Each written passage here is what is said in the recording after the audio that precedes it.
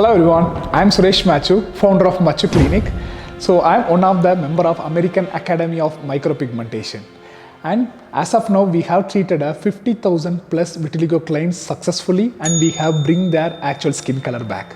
And in our treatment of nano micropigmentation, we have getting a 80 to 90% of the success rate, which none of the medicine industry as of now has provided. That is the success rate of our technique. And we are the only people providing this technique all over the world, and we would like to share this video as much as possible and spread this awareness. Let's get into the session. I am going to explain you live and each and every process step by step. Do watch this video completely. You will get a much more better idea regarding this treatment.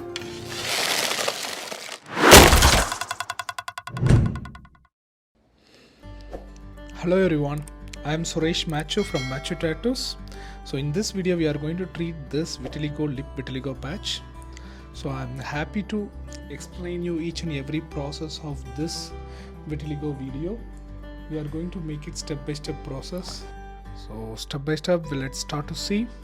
So now I'm going to make a patch test on his lip, and we are matching the exact lip tone of his lower existing lip. Yes, that's what we are doing it. And many of them thinking that this and the tattooing process is kind of almost similar. No, it is not. It's completely different from the tattooing process. So let me tell you why it is different from the tattooing process. Because the inks which will be used completely different. The techniques which will be used, we don't use the needles here. We are using a cartridges.